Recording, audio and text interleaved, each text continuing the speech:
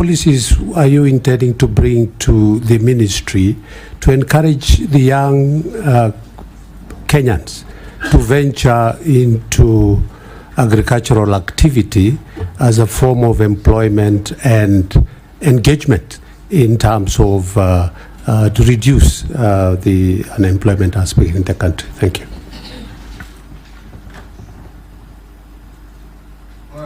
Okay, thank you. Thank you, Mr. Speaker. And thank you, Honorable Gekaria. The duplication is because one of the biggest challenges in every sector is coordination. If you don't have good coordination, the duplication will occur. For instance, I'm sure, and when I'm approved, the sector which I'm going to, the ministry, has about 36 parastatals.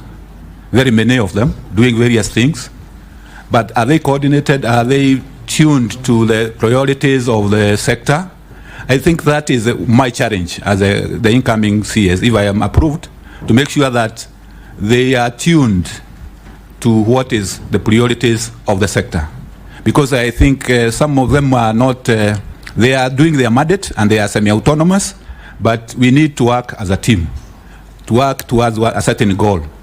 So apart from coordinating with counties, there are also inter-ministerial coordination which is required to make sure that those parastatals and agencies are working towards the laid down priorities. Employment. Agriculture is the biggest sector in our economy. I'm quite aware of that. And without agriculture absorbing some of our youth, it will be a very big task for the economy to do so. So we will be, if I'm approved in this by this committee, I will endeavor to make sure that the youth are taken care of, especially by when we are implementing all the interventions which are identified under the bottom-up transition, the better. Be it in leather, be it in dairy, be it in the crops like rice and everything, the value chains, all those value chains, we will get the nodes where the youth have to come in to create jobs for them and to make sure that they are meaningful jobs where they can be engaged right from the grassroots all the way. So the value chains approach is the way to go, and I will promote it and make it very clear that we are even monitoring how the youth are getting whether the youth are getting engaged. Thank you. Honorable Mary Mercy. Thank you, Chair. Sorry, let me take Chair, Naisula first. Oh, okay. I skipped you. Oh, okay. Sorry, Thank Mary. you. Thank you, Speaker. Dr. Karanja, listening to you and the comments that most of my colleagues have raised about agriculture being devolved, and even you saying that the extension services at the counties are dead, it is because the Ministry of Agriculture at the national level, you're also involving yourself in devolved matters than doing your work, which should mostly be policy, and collaborating with the counties to see that those policies are implemented and those extension services are working. Because I do not understand why the county government are providing seeds, they are doing, they are providing all that to the farmers, but fertilizer, you keep it at Kilimo. Is it a cash cow for the minister, for the PS, for the cartels there? Why are you leaving fertilizer at the national level instead of dealing with matters policy, which is your main core mandate? And when you talk about functions being devolved, resources should then follow those functions so that then the county governments are able to work and not the money remaining here in the capital in Nairobi. The second issue is the issue of livestock farming. We talk about coffee sector reforms, tea sector reforms, even pyrethrum and cotton have a board. Livestock we do not have in this country. People who wake up every morning thinking and implementing issues to do with livestock. Botswana is one of the best countries in livestock farming, implemented by Kenyans. They're the ones who went to do livestock issues in Botswana. So I want to know what you're going to do to see to it that livestock farming is taken seriously. Instead of taxing Kenyans, make money through livestock farming. Lastly, on the livestock bill 2024, what will you do as a cabinet secretary to communicate properly what it is all about, because we are already seeing a lot of things flying right, left and center? What strategies will you put in place to ensure you communicate to the public efficiently on the livestock bill 2024 and taking their views in? Thank you. Yes, nominee. Okay, thank you, Mr. Speaker. Thank you, Honorable Raisuda. The issue about, yes, interfering with the mandate of the national government and the intergovernmental, I would like to say that if I'm nominated, approved by this committee, I'm a firm believer in devolution. As I said earlier, if you want sustainable development of agriculture, the counties have to take their role seriously, and they have to work. They have to work. There is no other way. I'm a development economist, and I know that if you don't have structure, institutional framework to support you to do a sustainable development, it will never work. So the counties have to take their mandate. They have to take their laws, give those services. The national government have to take its role of the ministry where I'm going, if I am approved, the role of policy, the role of regulatory, and also research. Those are the mandates which are to the national government. But the counties have to take that role. And I will do whatever will be in my power to make sure that those delineation and that it becomes very clear. In terms of even fertilizer, that's why I said eventually, gradually, the way to go is to make sure that you decentralize. The procurement should not be done centrally. It should be done with agro dealers. Those are business people who can be able to do procurement, and they do it as part of their business. The government can come in and subsidize and give the vouchers. So I am, as I indicated, and I would like to repeat again, I am a firm believer in that issue about sustainable development through counties. Livestock. Yes, livestock is a very critical area. Is one of the critical areas, because if I'm approved, I'll have two state departments: agriculture and livestock. And livestock has a great potential in terms of being able to the livelihoods, especially in ASAL areas. And Honorable Member Isuda, is to say that I'm lucky that when I'm coming in, if I come in, there is a livestock bill which has been published, and the livestock policy which has been published. So the livestock bill is trying to cure the lacuna which was there, in that we do not have agencies which are promoting livestock matters in the country. So it will create, for instance, try to regulate what is happening in breeding, animal feeds, which members know that there are a lot of issues with animal feeds, quality and others. Create a livestock marketing board, which will be promoting livestock. A research organization dedicated to livestock, although it is between Caro.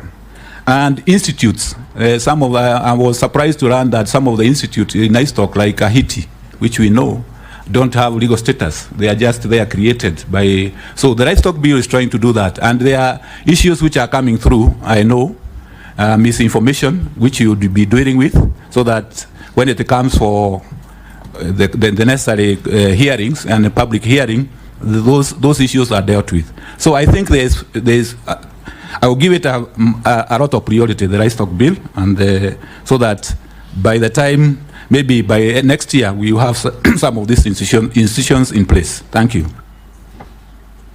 Mary now. Thank you, Chairman. My question to the nominee. The country has suffered recurrent drought, flooding, occasioned by climate change. In the process, we've lost a lot of livestock, through starvation, millions of livestock. We've also lost crops through flooding. Some are washed away.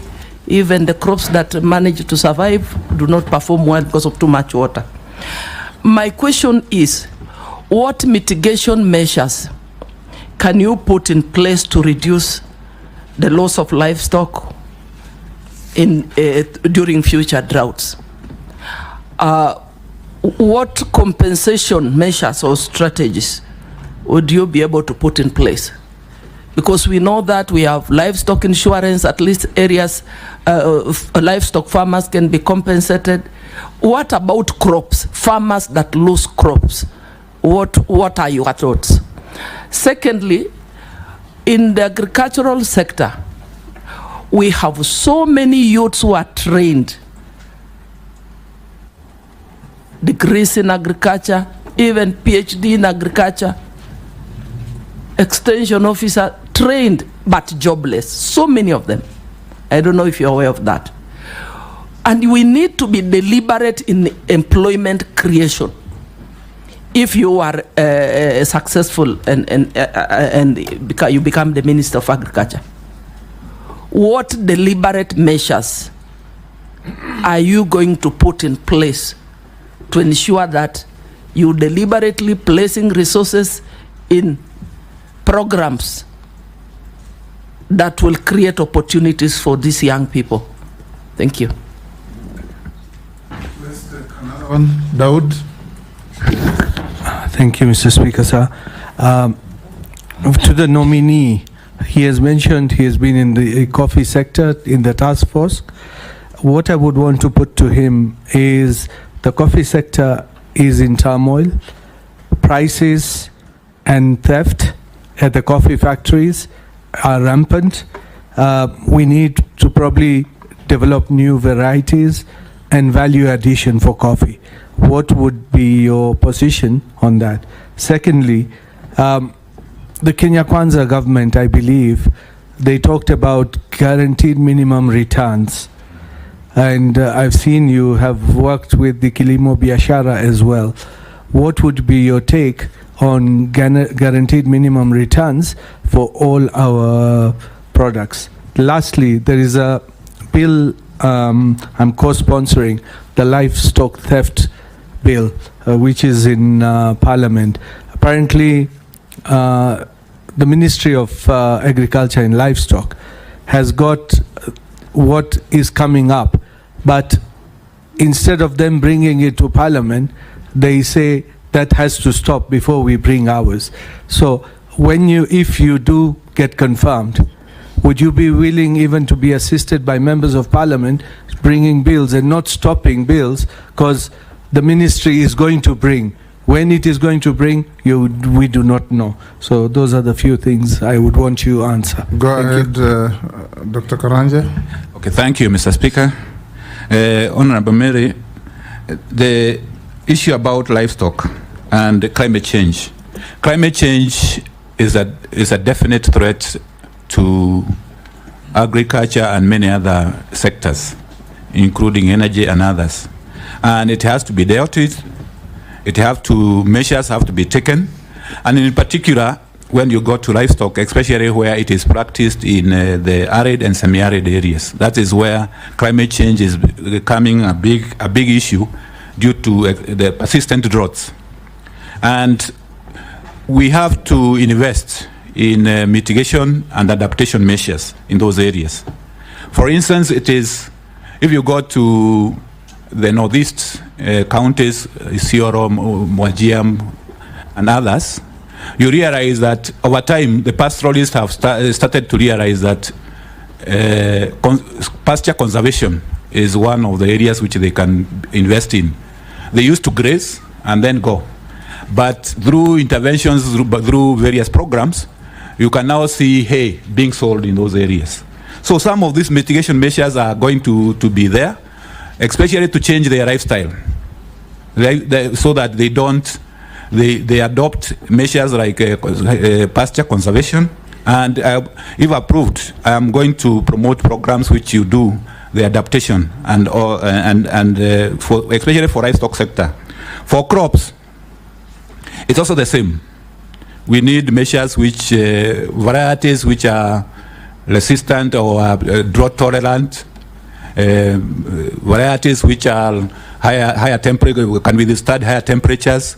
So that, as the docket of research is within my mandate, if approved, I will also emphasize on that.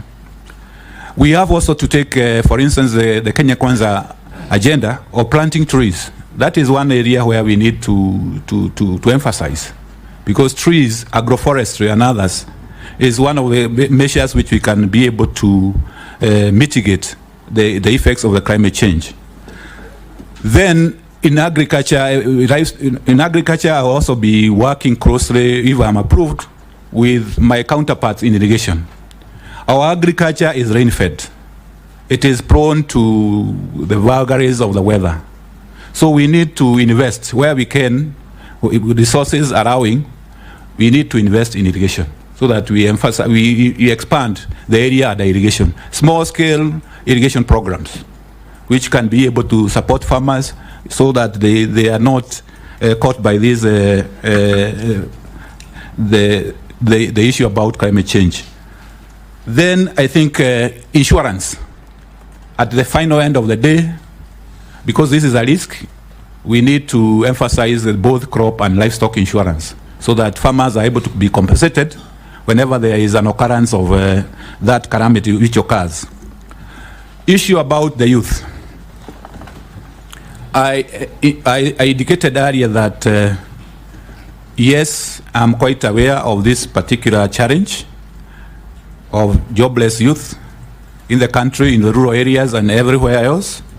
And if I'm approved, my undertaking is that, whatever we are doing in all the value chains, the issue about the youth, women, PWDs, people living with disabilities, will be taken care of.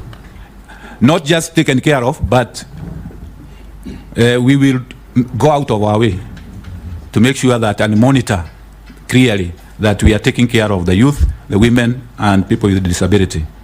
Honorable Dawood, the coffee industry, as you have rightfully indicated, I started my career there as an economist. I have also served in the task force and other. Yes, I know there are issues, very major issues in the coffee industry, including legislative one, the bill, the policy, which are still pending. This will be low-hanging fruits. I will be able to handle them if I'm approved, so that we move forward. New varieties and thefts. I work with collaboration with, especially for theft, I work with the collaboration with the interior, so that we are able to see how best we can handle the coffee thefts. Because the coffee thefts are usually promoted and gotten mainly from maybe insider jobs or people who have licenses who can be able to dispose of the coffee. Because you cannot buy coffee. Where do you take it? It has to be that you have a license, you can be able to dispose. So it is something which, with working together with the Ministry of Interior, we will be able to handle.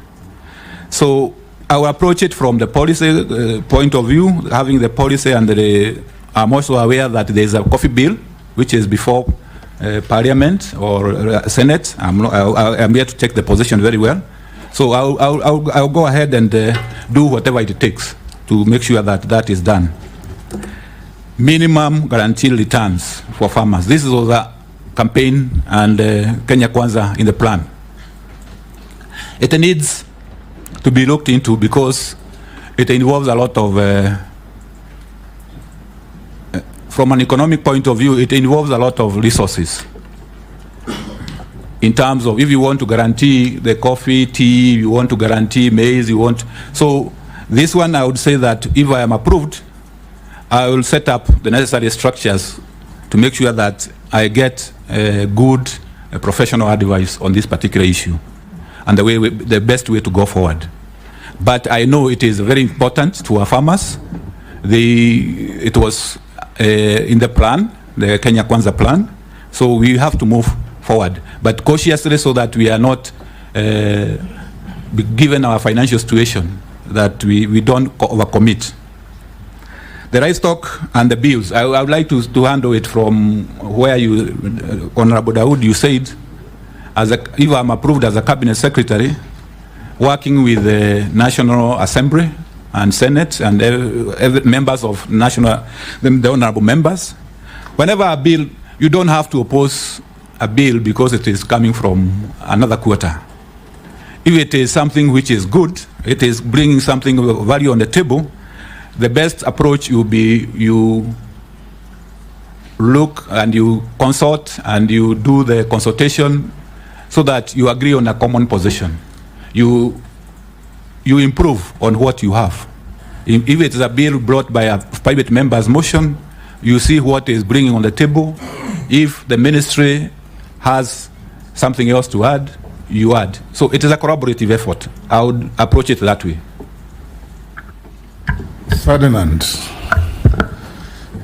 Thank you very much. Dr. Karanja,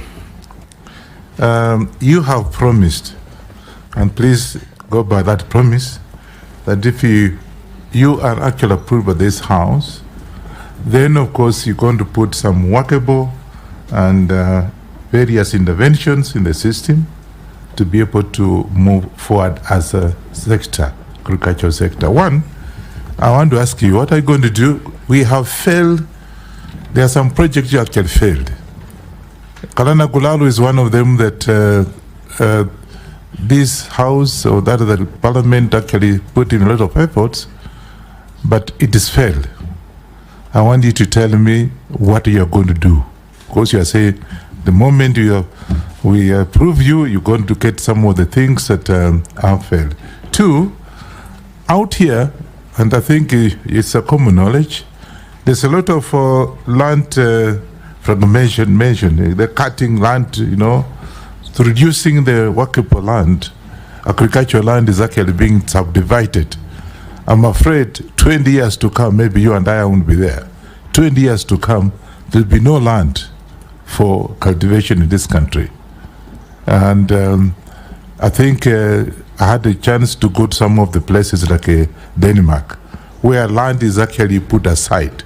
So what are you going to do about that to be able to at least stop this fragmentation of the land, subdividing? Of course, if I have like 4 children, each one of them must have a piece of land. Lastly and not least, the most important thing is that agriculture. You have promised, and I hope you will live up to your promise. There's irrigation. Irrigation in this country, I don't know who did this, is misplaced. It's in blue economy. What do you irrigate in blue economy? Blue economy is water. Are you going to have an effort to bring it to agriculture?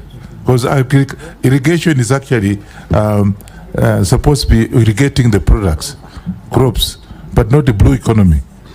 Are you going to, again, given by your background, bring it back to agriculture?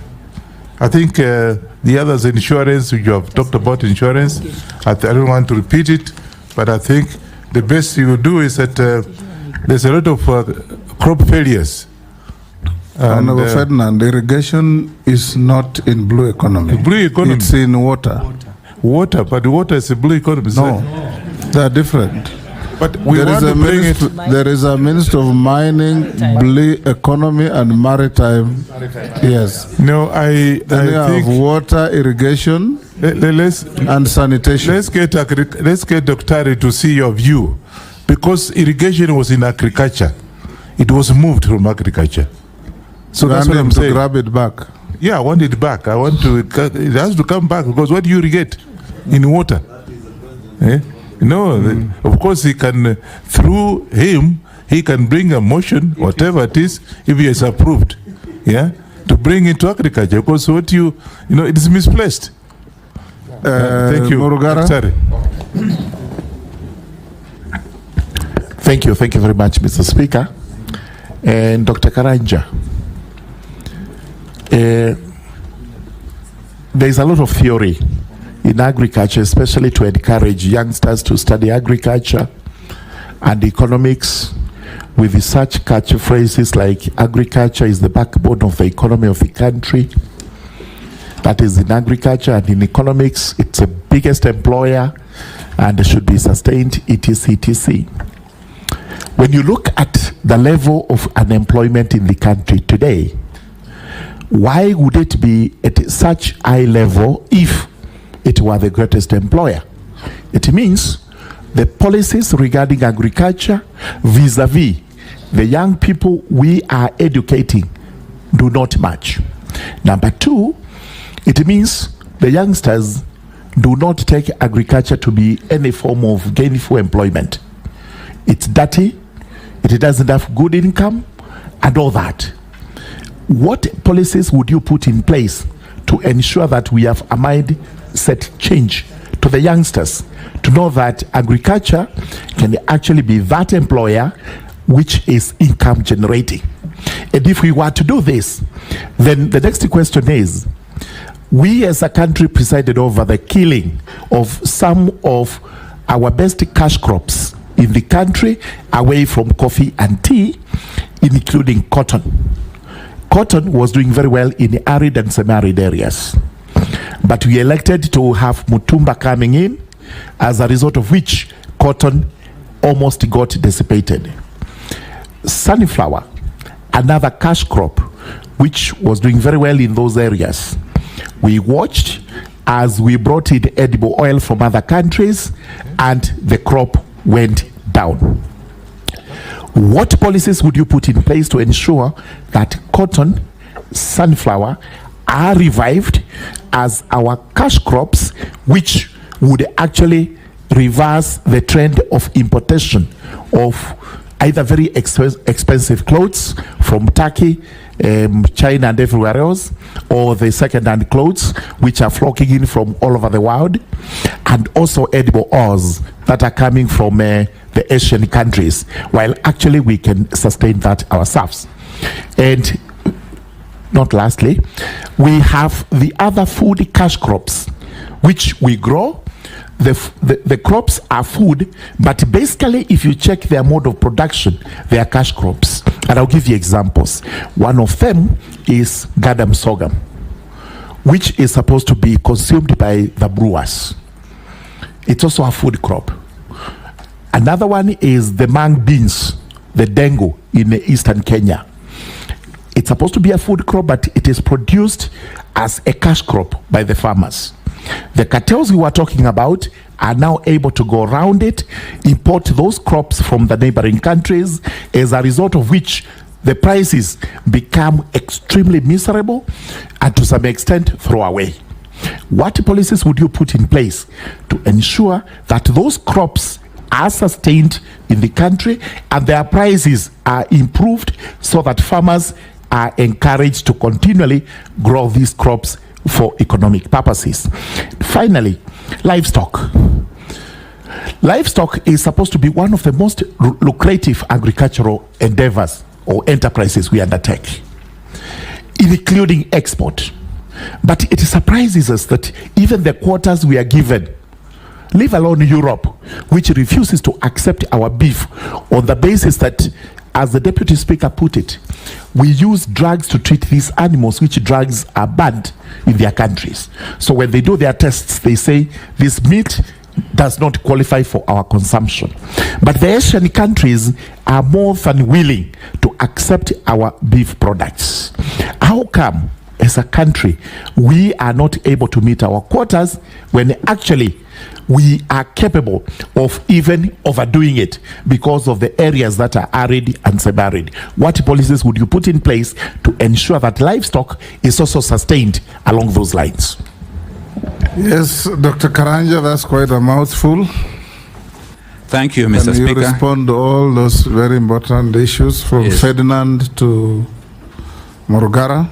Yes, thank you, Mr. Speaker. From Ferdinand, thank you, Ferdinand, for your Honorable Ferdinand, for your question on the field projects. The Garana Kuraru, I know this has been in the works, has been there for some time. Coming from where I come from, as I indicated, is that if I am approved, I have worked in programs and projects. And one of the areas where you do is to do an evaluation. clear evaluation with economic analysis. If it is not working, it is not working. If it is working, then you can see what are the lessons learned and you go ahead.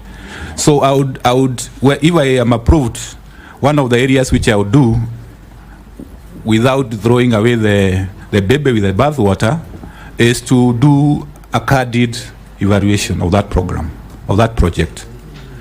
If it is not working, then we get advisory, we move away, and we see how the best to get out or to continue. So and that is just an example of Kuraru Kuraru. We will do for others, which we feel that they are not delivering, they are not getting value for money. Subdivision of land. I know this is beyond agriculture alone, because yes, agriculture is the biggest user of land in the country.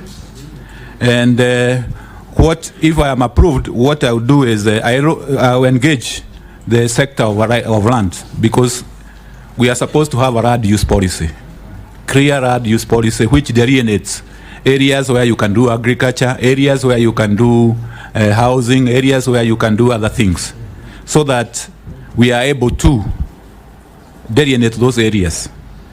So this is a collaborative effort with the sector of land, because I'm sure and honorable members are aware, we are losing a sizable number, a sizable, a sizable proportion of agricultural land to real estate in Kiambu and other areas. And this are causing a lot of concern. Even in other counties, we are doing the same. So it is an area where we engage the sector of lands to come up with clearly with I know there is a land use policy, but we need to revisit it and see how we can implement it. Irrigation, as it has been indicated, this is in the water sector, and this, I'm sure, is an issue which our appointing authority will assist to that, and I don't want to comment more than that. Honorable Murungal, about thank you for your question. Point of order. Yeah. Yes. Daktari, you actually are very knowledgeable from what you have said. Don't tell us, don't throw that this the question of irrigation is it's something that you go to tell this committee what you're going to do. Don't tell us that somebody else holds they're talking of the same thing. We have said, and I've said it very clearly, irrigation is supposed to irrigate crops, and somebody misplaced it in water. It's as simple as that. So what are you going to do about it? Thank you, Honorable Ferdinand. Yes, I agree. Because irrigation, when you do it, especially the small one, not the big dams, which you have hydros in them, the irrigation we do for small scale is agriculture, actually, most of it. And logically, it is supposed to be in agriculture, so that you manage, because even the technical management of the irrigation scheme, yeah, it is agriculture. The water part is it's just making sure that the water is there. So that is why I'm saying, because coming in as a CS, I would love to have irrigation as one of the dockets, but definitely I need to be guided. It is not your duty to assign departments. Yes. Yes. Yes. Yes. No, but also he uses the water. Yes. He doesn't develop the water. If I may continue, Honorable Go on. Honorable Murunga has thank you for your questions. The issue about the youth and agriculture. Yes, it is quite something which, because you realize that agriculture has been left to the old people. One of the studies which was done by one of the institutes indicated that, for instance, the average age of a coffee farmer is 62 years. So very aged people. And the issue is about the youth might not want to go into production per se. They might not want to go to production, but what they are interested in is issues to do with the value chain, along the value chain. For instance, in agro-processing, in making sure that, for instance, if there is milk the add value they have. They can make yogurt, they can do the ghee. So as indicated earlier, some of the key value chains which has been highlighted and has been prioritized, we will try as much as possible to integrate the issue about the youth. There is also a program, informed, if I come in, and I'll try to scale it up, trying to inculcate, to teach youth about agriculture, right from the secondary schools and primary schools, so that they have the right mindset when they are coming up. Policies, edible oils and imports. As I indicated earlier, we are having a big issue about food imports. We are becoming a country of food imports. Edible oils. I was checking the statistics, and when you look at petroleum and other, edible oils is featuring very highly in terms of imports. So we need, and it's one of the priorities in the BETA, which has been prioritized, especially sunflower. So we will accelerate that if I am approved, we will accelerate that program to make sure that the farmers have the necessary planting materials for sunflower. They have the necessary planting materials for other edible oils, canola and others. And the challenge of also making sure that not only they have the planting materials, but also they have the technology to get the oil out of the sunflower. Because it's one thing to plant the sunflower, it's another thing to get the oil out of the sunflower. Cash crop, gadam, sorghum, dengu. Sustainability in the country. Yes, these are particularly good cash crops. Some of them are like dengu, gadam, sorghum. They are a bit drought tolerant, and they are grown in areas where, like Lower Eastern, the form of Lower Eastern, Upper Eastern, and other Kitui and other Machakos and others. They are good, and they are actually very helpful crop, because in this era of climate change, they are the ones which are going to be the ones which are going to help the farmers to overcome, adapt to some of this. And if necessary, if I'm approved, if there is any exports or any cartels which are trying to curtail this, we will do the necessary legal, maybe the rules and the registration, the raw rules, to make sure that if there is anything to be curtailed, to control that market, so that they remain in the country, they are available for the country.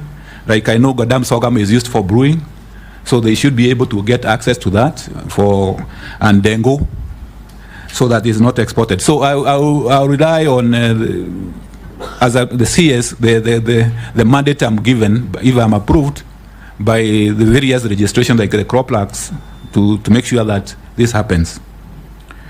Yes, livestock is a major one. And we are surprising, honorable members, is that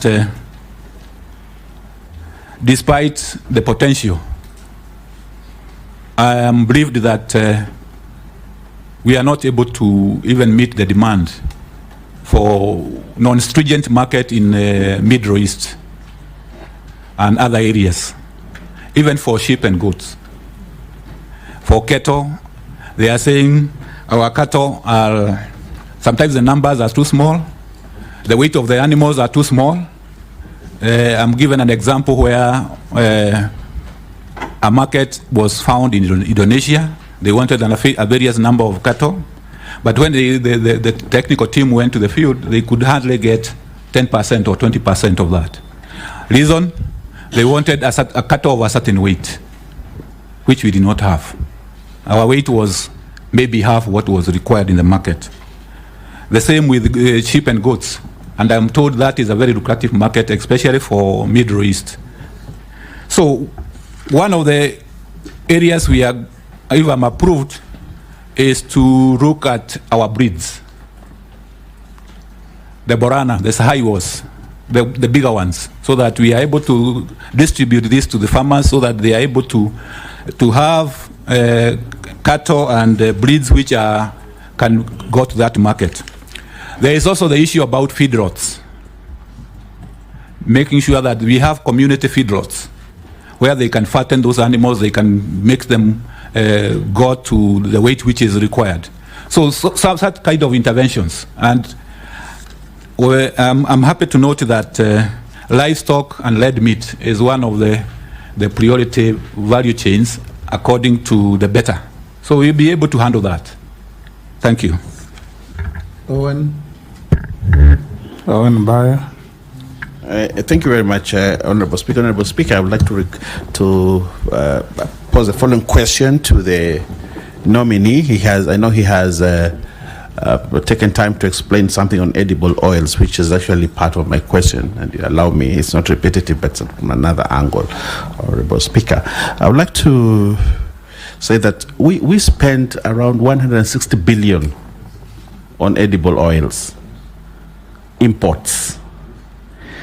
The agricultural budget is around 84.9 billion, thereabout. And a lot of money is actually used there. AFA, the Agricultural Food Authority, has a department on edible oils. But the work that goes in there is probably very limited. Probably they are managing more the imports than actually growing the edible crops in this country. And that's why we get into this. And what do they get? They make around 2 billion shillings a year for the tax that is imposed on edible oil. And therefore, we are not solving the problem on edible oils. In the past, the nominee, crops such as coconut, cashew nuts, groundnuts, crops which are very passionate about, because the region I come from actually grows these issues, but they have been neglected completely, such that coconut and cashew nuts are crops that are continue to decline. We have old boughs, we have the old tall coconut trees, and the productivity is shrinking every day, and yet we continue to import. We have the solution. The coast of Kenya and part of the eastern part can grow this macadamia and simsim, sunflower, all those crops, and it made the people of the coast very rich, and the country got enough revenue.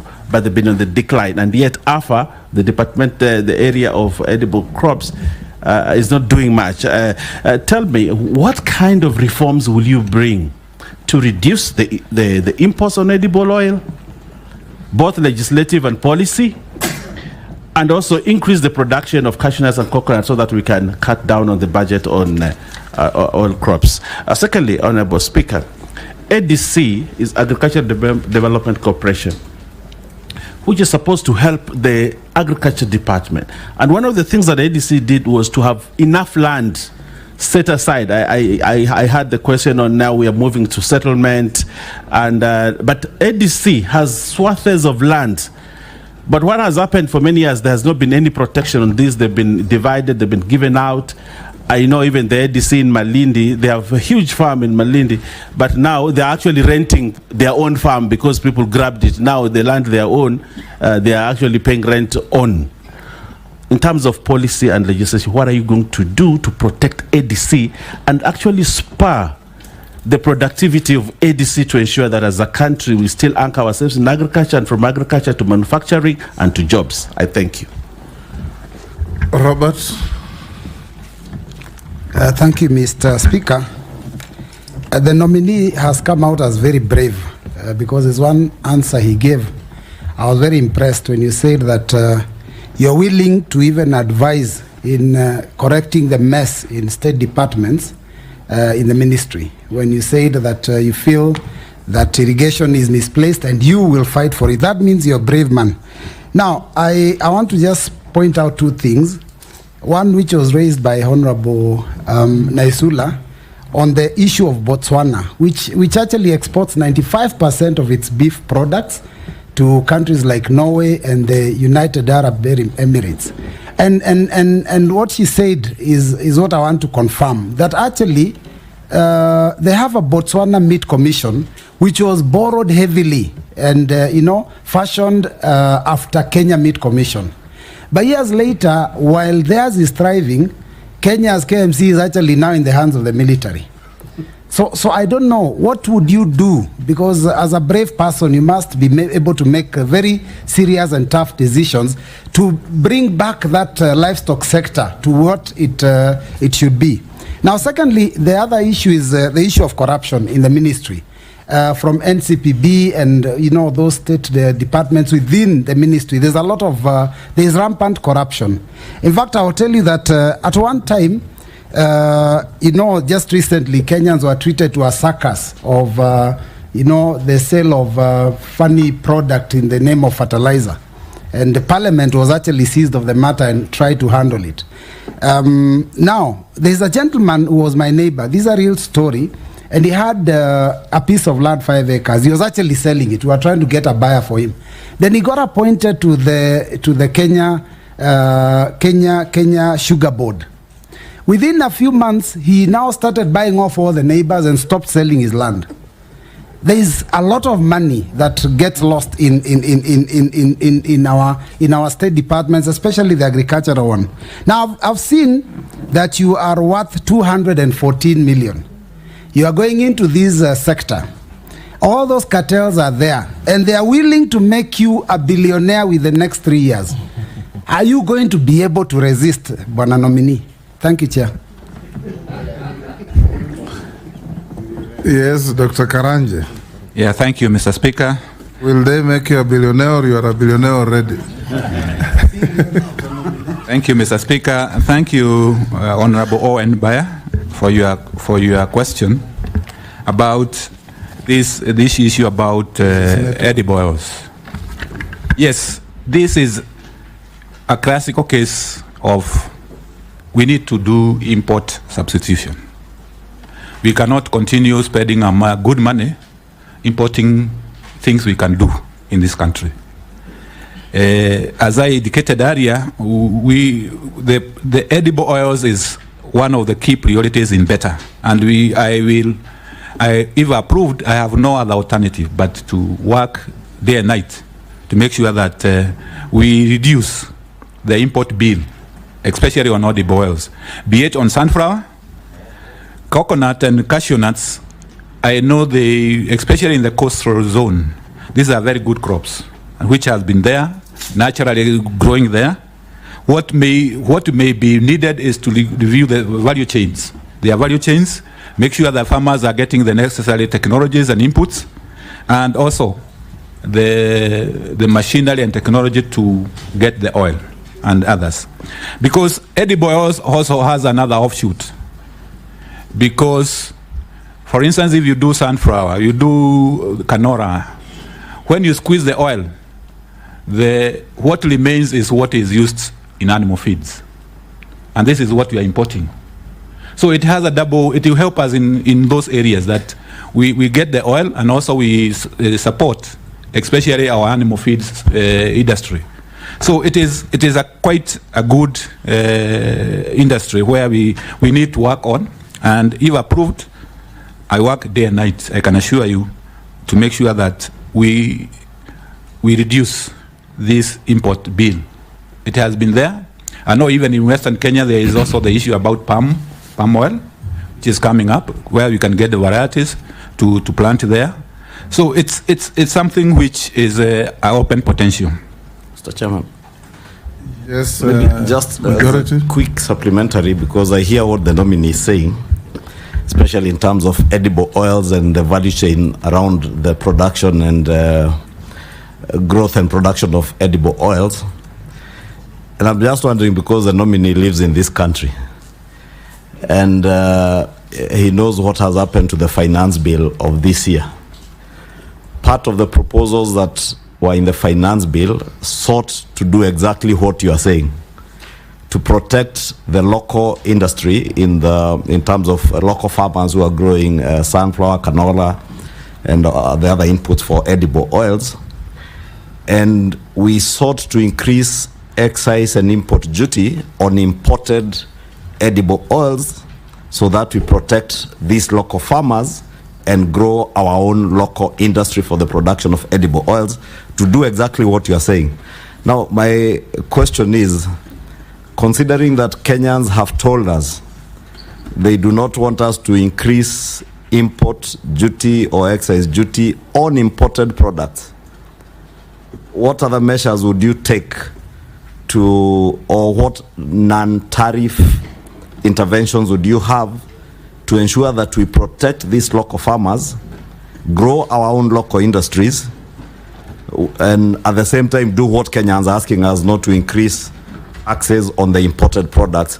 Or when you speak about import substitution, my understanding of import substitution, and I'm certain being a development economist, you know import substitution will mean that we produce locally. Are there innovative ways that you would work on, or would you now try to convince Kenyans that import substitution will entail levying some taxes on imported finished products to protect our local industries and create jobs for our young people in this country? As you said, our young people are interested in jobs around the value addition in agriculture, not necessarily in production of agricultural products. But there are also many young Kenyans who are in agricultural production, and a few who have interest in value addition. But what would you tell Kenyans in terms of import substitution and tax on imports? Thank you for the intervention, Majority Leader. I think this is sometimes, Mr. Speaker, sir, is that there comes a time a nation has to choose what you have to do. I agree, there's a sentiment that we don't have to tax more, but when you are putting barriers in order for you to create an enabling environment for our farmers to be able to do this, and also create jobs.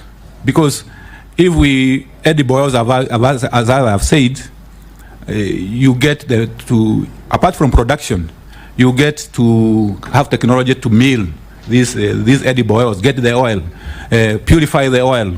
That creates a lot of jobs. It creates a lot of jobs in livestock sector and other areas. So I would go both ways. Try to, if I'm approved, try to get interventions which you help the farmers do whatever they are supposed to do. For instance, subsidizing some of the inputs so that they are able to grow more and develop the necessary technologies and adopt the necessary technologies. But I would also like to convince Kenyans that this is something which we need to do. Get those taxes, create some barriers so that our industry, especially for oil, these imports, substitution, we get it right, because we should not be every import is a job exported. So we need also to have, we cannot have our cake and eat it at the same time. Speaker, before the nominee moves to my next question on ADC, yes. Don't you think that the problem why everybody wants to import edible oil is because there are cartels that make a lot of money?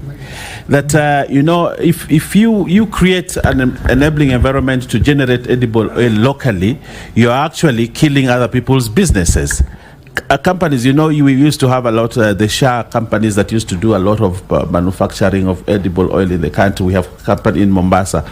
You know, they're closing down because there are cartels in this country that are hell-bent to ensure that they continue to import edible oil because it's big money.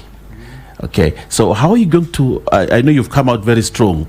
I would like your commitment on how you're also going to fight cartels in the edible oil sector. Yes, Junet, what's your point of order? Mr. Speaker, we need to contextualize this issue of palm oil properly. I wanted to ask the nominee that as we speak now, close to 90% of Kenyans use products of palm oil, imported palm oil, as cooking oil. 90% as we speak now. Now, we can only get rid of it when we develop the other products, the sunflower and what is this other thing? Canola and other things. But now, until that is grown and developed, you can't stop, because if you levy taxes on the palm oil now because of, you're saying, quote-unquote cartels, then cooking oil will become very expensive because the sunflower and the canola are not ready now to take over. So you can only develop that other side. When it is ready is when now you switch from the palm oil to that. But if you say they are cartels, those are stories in the street. Order. Answer the questions. This is not a debate between members. Yes. Yes, thank you, Mr. Speaker. Thank you, honorable members, Junet and Owen, for your interventions. I think this is a question pending on ADC. Yes. And the dismantling cartels. Yes. Yes. Okay. Thank you, Mr. Speaker. I think this shows you the robustness of this debate, that we need to deal with the two sides. I agree 100% with what Honorable Junet is saying, that we need, in terms of timing, we need to, when we are phasing out the imports, we are coming in with strongly on the locally. So that is a matter of timing. That is a matter of timing, but we need to yeah. Thank you. So I think that's one issue which I would definitely, if I'm approved, I would look at it and see the switching the timing. If I go back to Honorable Baya, there was issue about ADC. ADC used to be a very prime parastatal government agency, where we used to get even the planting materials. We used to get, for instance, even livestock, Mutara Ranch, the rest. But it has gone down. I don't know, I will have to, when I get, if I get approval, I have to make sure that I visit them, I know what is aiding them. And the issue is, what role should they play in this dispensation which we are in? For instance, we know that we need a lot of planting materials, we need a lot of, like we are talking about livestock breeds, the Sahiwas, the Borans. What role can they play in that, aligning themselves to that priority in the sector? So that is, when I come in, if I'm approved, is some of the areas which I would like to pursue quickly, because I am sure they have the capacity. They need only to go through what they need to do. Honorable Baya, thank you for your question. And one of them is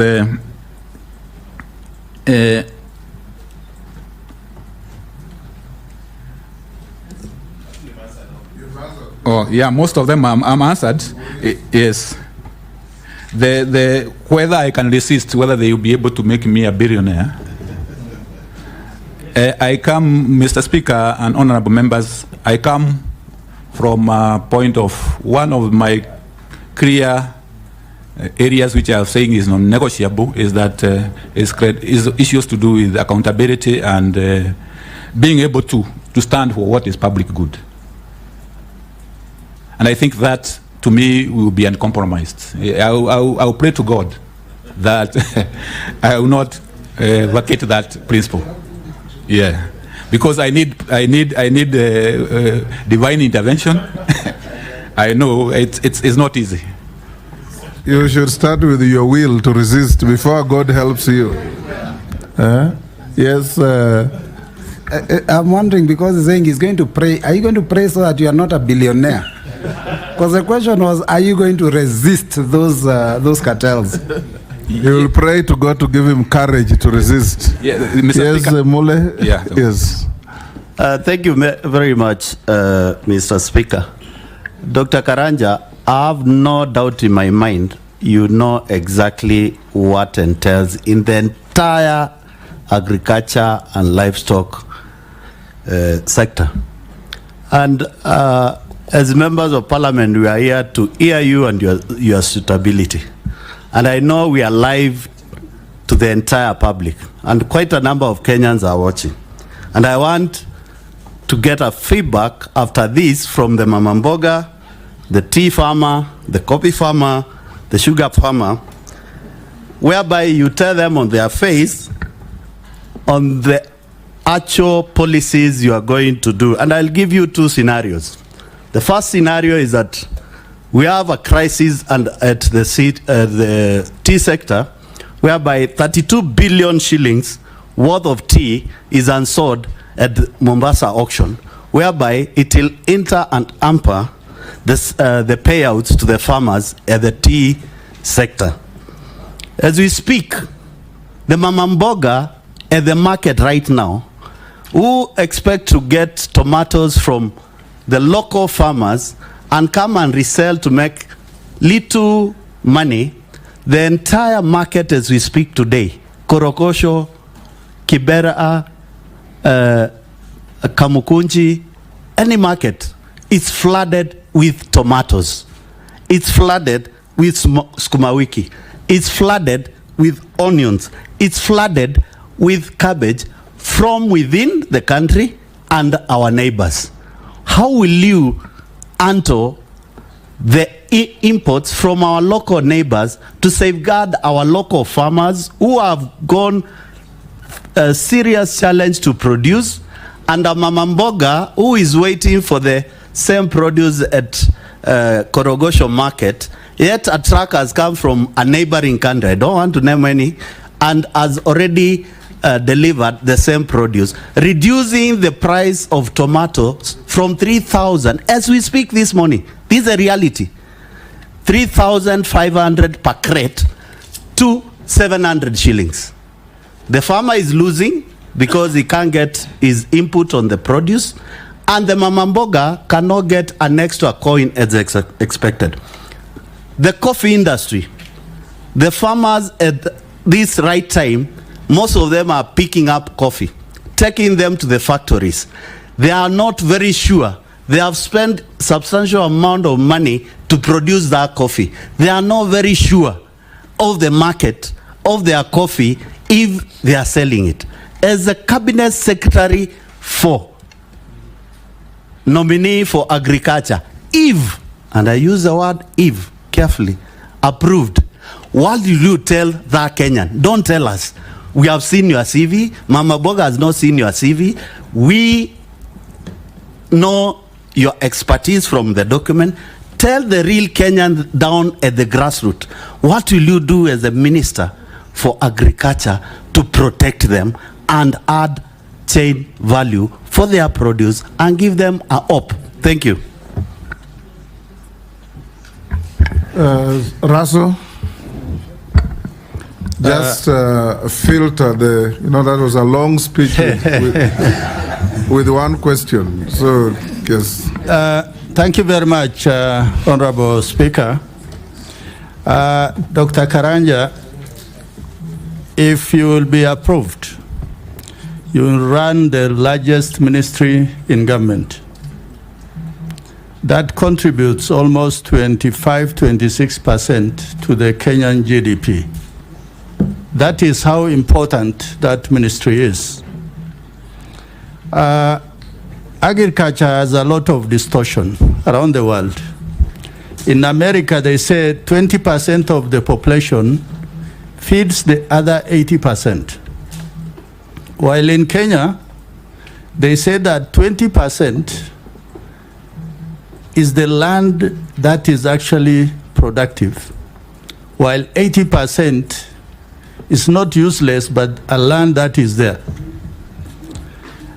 Looking at your CV, you have either been a lead consultant or a lead economist in the programs called DRIVE, KSAP, Ending Drought Emergencies and Resilient Program, Carlo, ILRI, Global Environmental Facility, among many others, all dealing in two areas: livestock and the ASAL. These programs are supported by either World Bank or the European Union.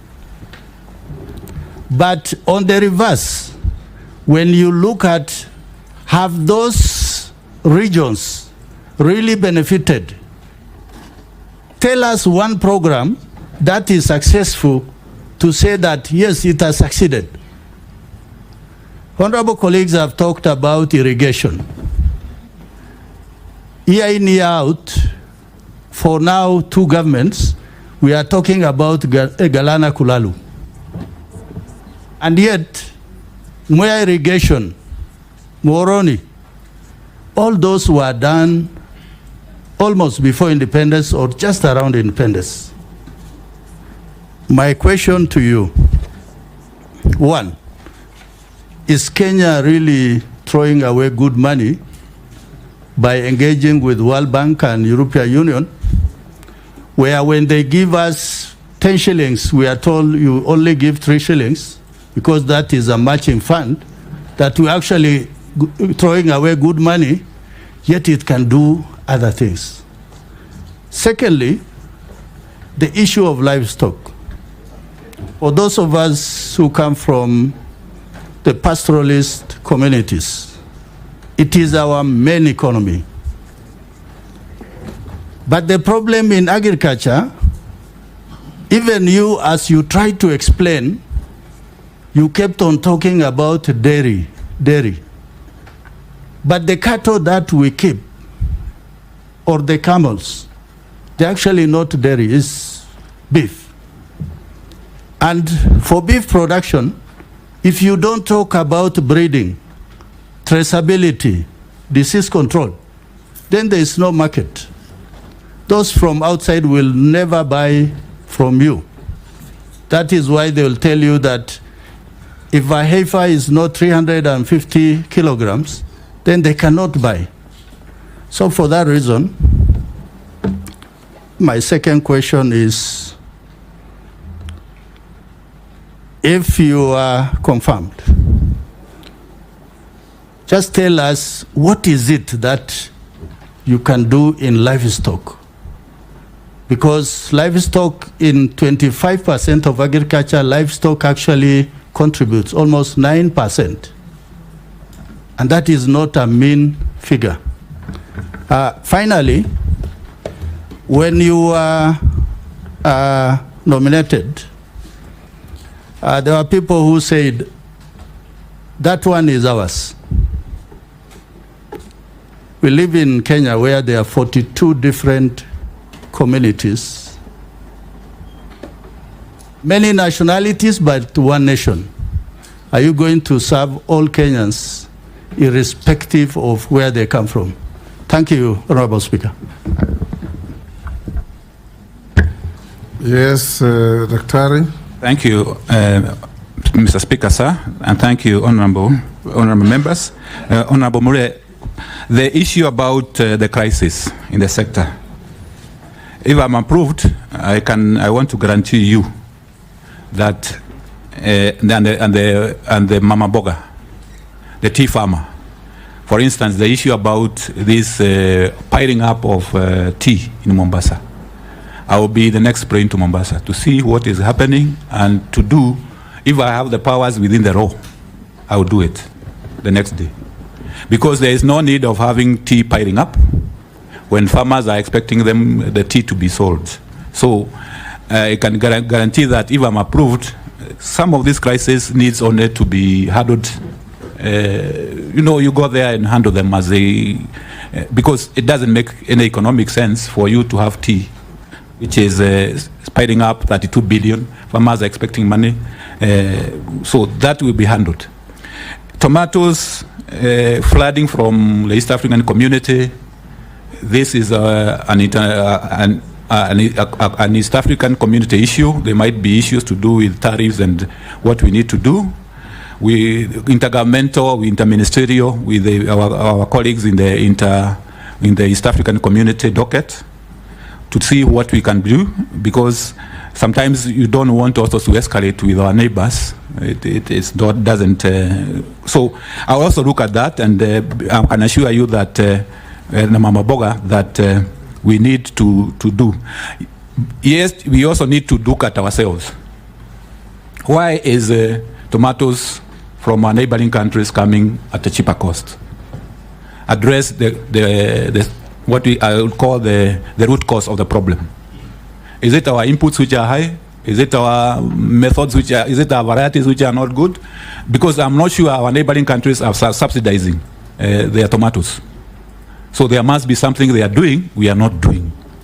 And we need to look at that and address it so that in a sustainable way, because even if we put the barriers and then we are producing at 3,000 or 2,000 and they are producing at 2,000, always the market will always shift towards them. So we need also to look at that. Coffee industry. I will also look at the coffee farmer and tell them, we will finalize whatever reform. If I am approved, it's one of the areas which I have a comparative advantage, having worked in the coffee industry for long, and I know what is required to be done. The reforms which are remaining should be done so that the coffee farmer enjoys the whatever is supposed to be enjoyed.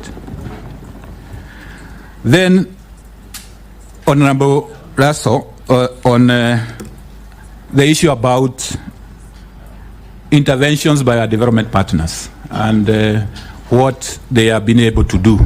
Yes, our development partners are important. On the brief which I got is that the sector, the Ministry of Agriculture and Livestock Development has a portfolio of almost 150 billion in terms of these projects. And they are good. They cover a wide area of intervention. His question was, are foreign funded programs in the ministry sustainable? And if they are, can you tell him any success story? Is that your question? Okay. So they are successes, definitely. Our development partners have successes. For instance, as I mentioned earlier, if you go to some of the arid areas, you can see lifestyle changes. Pastoralists who are now conserving pasture. That is a lifestyle change, and it's coming out well. What I can promise you is that this also, I have a comparative advantage in this, is that I will engage the development partners so that we look at how can we align whatever they are doing in the sector with the priorities in the sector, because that is important. I know sometimes there is a mismatch, and there can be mismatch, but I'm sure we can be able to do that. Red meat. Daktari, the reason why I raised that question is because of where you are coming from. You still remain a consultant with World Bank, the European Union, and whatever global fund that is there, because you are on their list of those experts who are there. Those programs, when they are being implemented through NGOs, not communities, not leaders. So as leaders and people's representatives, we are seeing that Kenya is losing money, and that must stop. Mr. Speaker, sir, the point is well noted, and what I can promise the honourable member Lasso is that given my knowledge in that area, I will make sure that community involvement, and it's a constitutional requirement these days that we get participation and community involvement so that we maximize the benefit to the communities and where they're coming from, so that we don't just have a project or a program which is Nairobi based. It should be coming from the grassroots. Livestock, yes. Speaker, if you allow me to interject, just on the matter of donor-funded programs, Honourable Nominee, you see, some of these donors come into this country and they become like a joke. And I'll explain to you. Haifa International is one of those big guys, and I can see they're back in Kenya. I saw them on TV yesterday.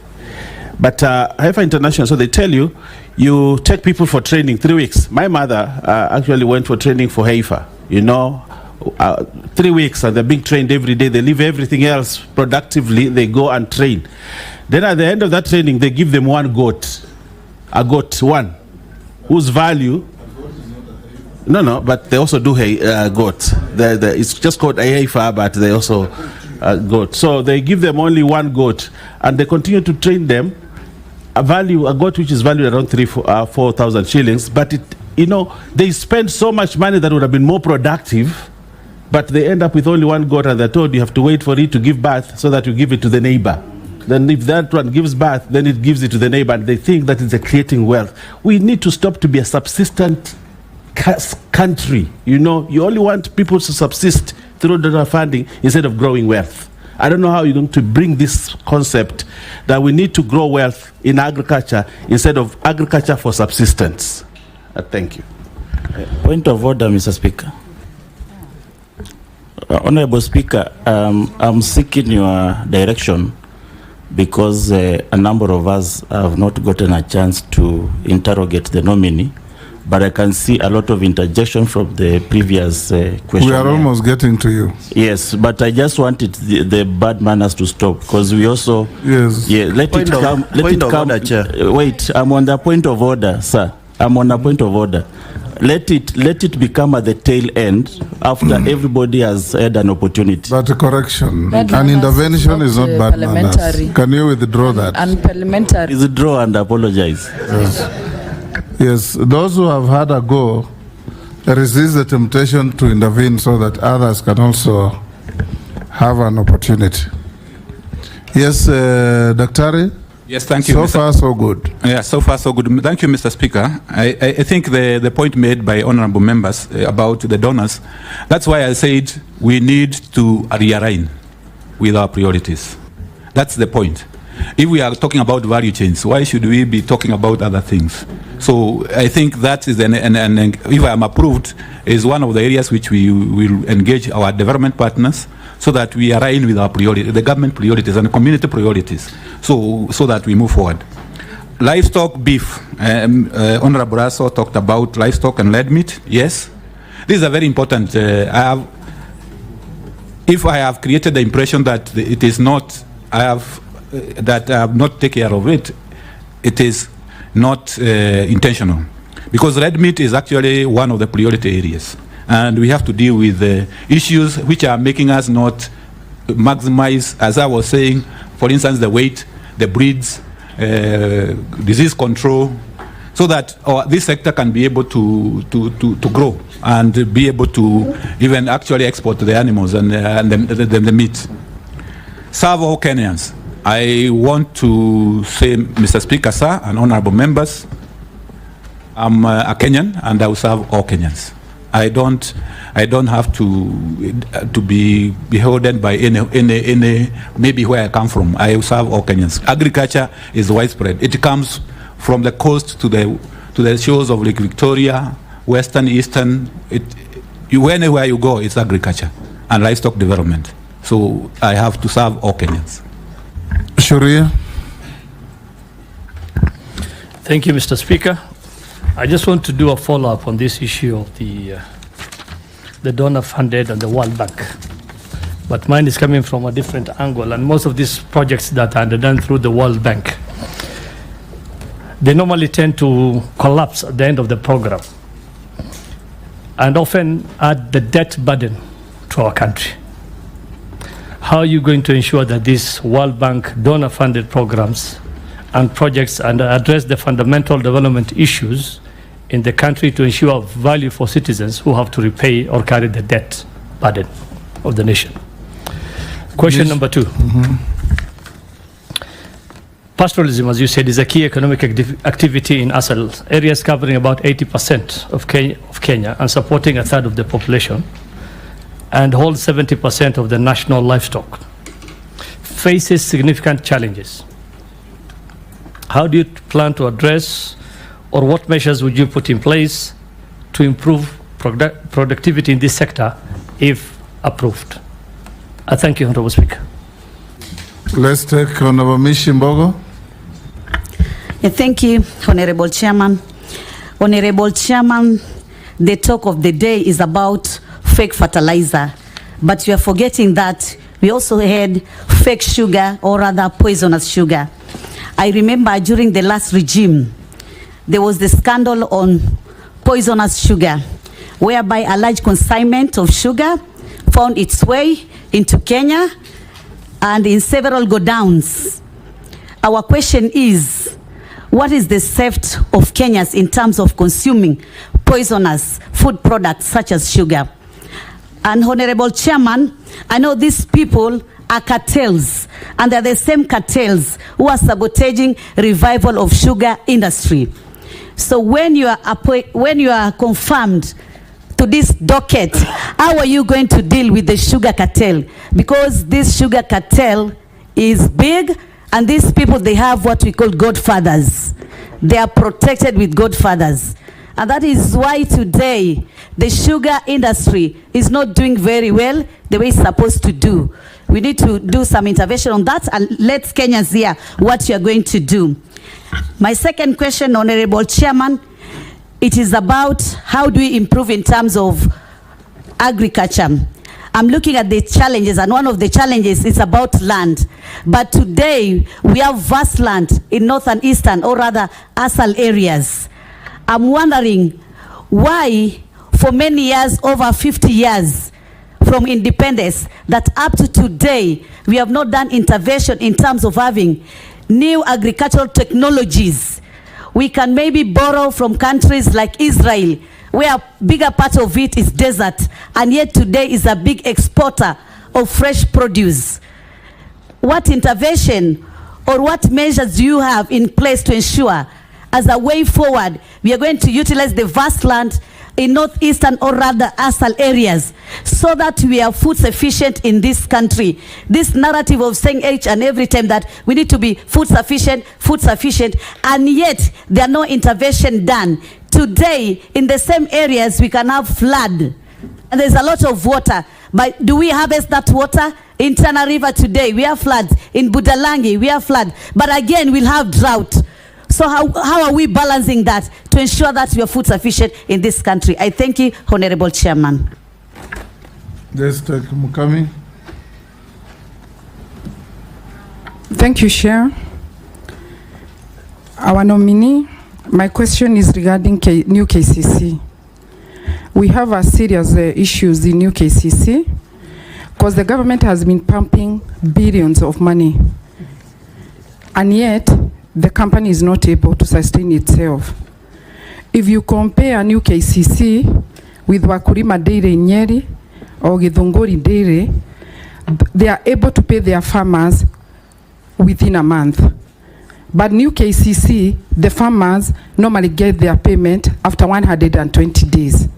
Like this financial year, the new KCC has made a loss of 1.4 billion. So I want to know, if you happen to get this chance, what are you going to do to make sure that the government is getting value of money? Thank you. Yes, Dr. Can you answer those? Yes, thank you, Mr. Speaker, sir. Thank you, Honorable Solei. Donor funding.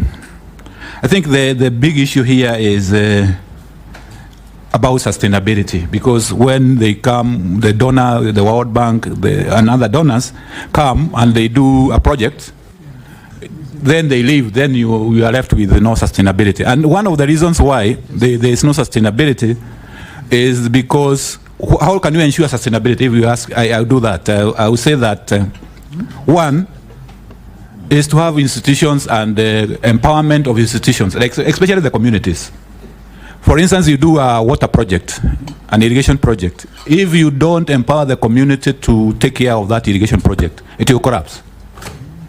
It will collapse. So we need to inculcate the issue about community participation so that communities are able to participate.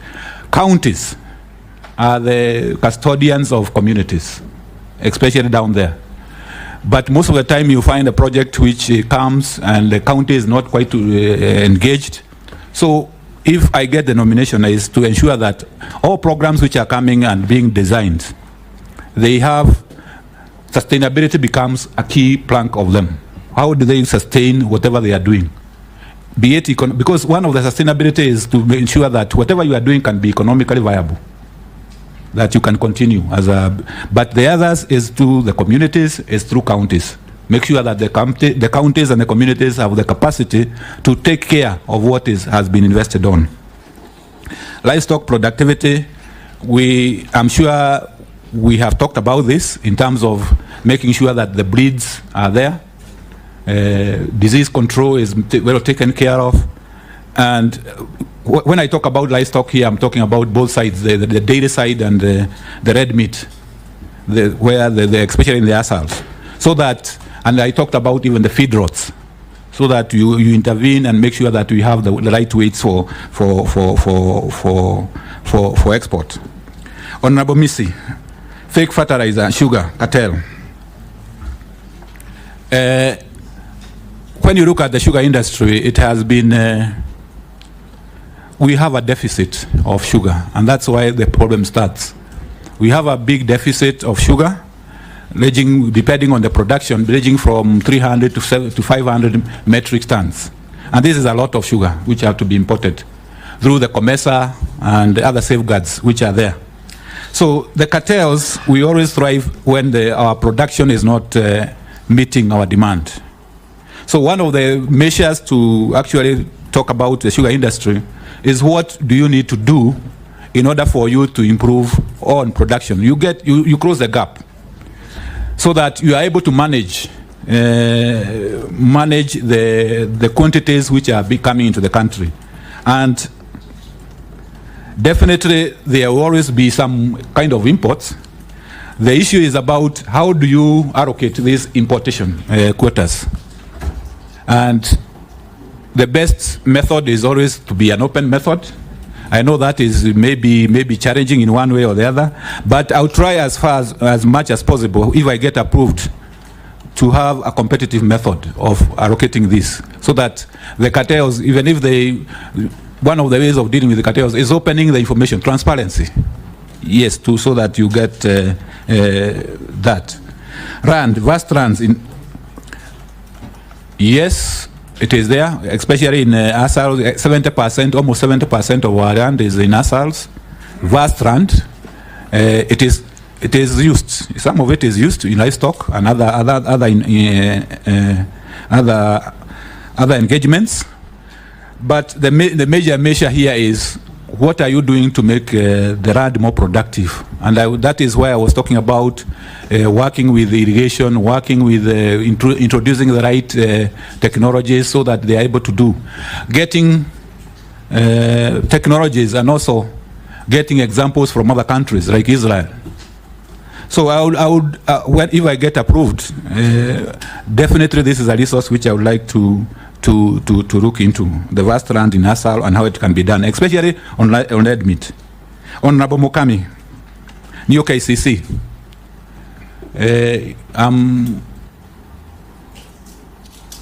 New KCC happened to be in cooperatives because these are cooperative, and what I can say, it affects agriculture because the farmers are dairy farmers. But the management of KCC is a cooperative.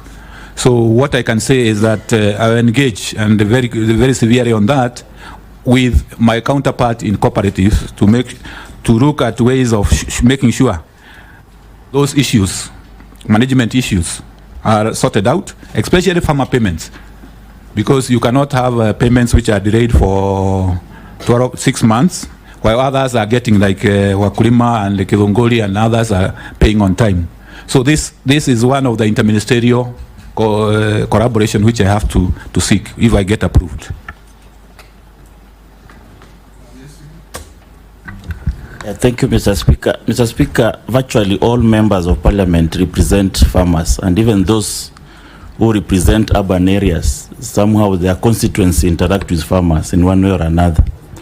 And Mr. Speaker, I want to give you, because I come from a constituency that is taught as the bread basket of the republic, though there's no bread in the basket, but it's the most highly agricultural constituencies and arable land. And I'll give you a story, when a nominee.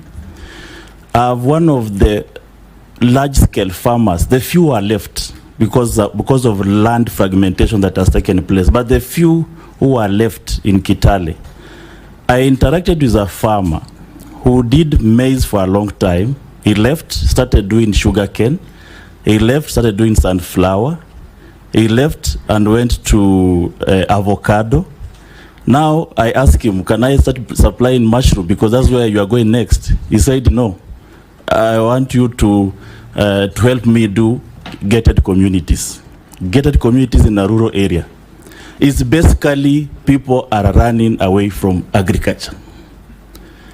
And Mr. Speaker, this is a topic that is so dear, because this is directly to the lives of the people. There are success stories across the world. Brazil has done very well in value addition.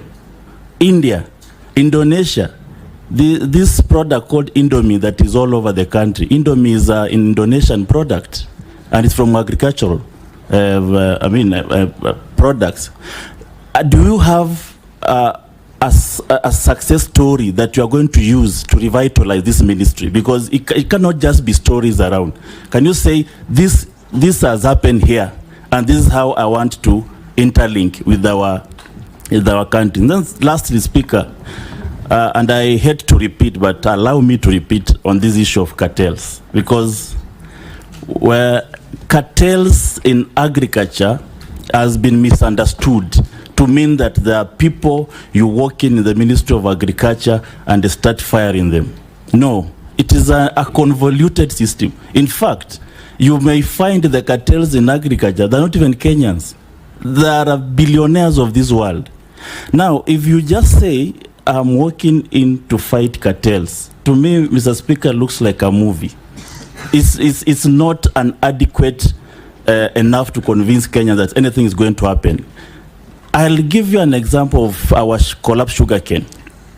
It is full cartelism. If we sit here and ask you that if after 100 days of you being in office, are we going to see smoke bellowing out of Mumia's sugar, out of Zoya sugar? Can you promise now? And we'll be here to interrogate. Thank you, Speaker. Daktari. Thank you, Honorable Hamisi. Thank you, Mr. Speaker, sir. Yes, the success stories, we need not to reinvent the wheel. We need to see which countries, agricultural countries has successes, and it's good that Honorable Hamisi have pointed out some of the success stories like Brazil. For instance, the sugar we are talking about, Brazil is very successful in sugar. We talk about dairy. India is very successful in dairy. So we need to learn from no inventing the wheel. And as a principle, if I'm approved, is to say that I'll promote that as a principle, that let's learn from the best. Let's learn from the best. Cartels. This is a major issue, yes. But when you look at cartel, you realize that where cartels thrive is where public interest is compromised. Because if you are compromising public interest, the public interest, for instance, for sugar, is to have sugar producers, especially in Western Kenya and coast, to have their sugar factories operating. If there is a deficit, then we import with at the least cost, so that the consumers also benefit. So it's also a moral question and an integrity question that we need to, as a nominee, and if I get approved, why I'm saying I will fight cartels is that I will do whatever it takes to promote public interest and use the state agencies which are there, which can help me to promote public good and the public interest. Thank you, Mr. Speaker. Thank you, Dr. Let me ask you 2 or 3 questions. Yes. Mr. Speaker, I ask if there will be smoke billowing out of Mumias in 100 days. He has not said. Yes. Mr. Speaker, thank you, Mr. Honorable Hamisi. I know there is a program for leasing for those factories which is ongoing, which has been initiated, and I know there's a process. I have to check what stage they are in, but I'm definitely going to. Sugar is one of the major subsectors. We will look at it and see how we can move it very fast forward. Mr. Speaker, just one from Mama Mboga. I've just received a text. They are requesting and they are asking to hear from you as a cabinet for agriculture. What plans do you have? It's just a nominee. Yes, a nominee. Yes. What plans will you have if you are nominated on perishable goods like tomatoes, sukuma wiki, cabbage, in their market at the local end tail market?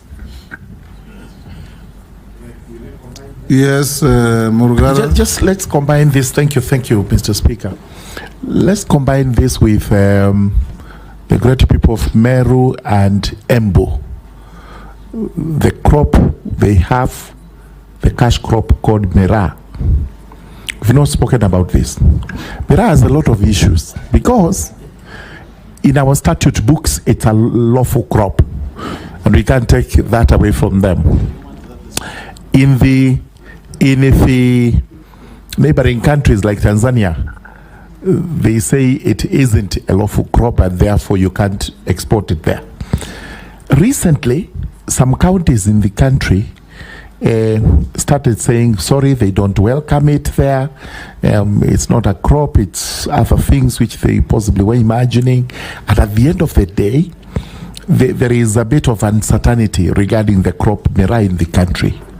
Now, what policies would you put in place to ensure that at least in the country, Mira, which is Mira and Muguka, which is a lawful crop, does not suffer the consequences it suffered recently?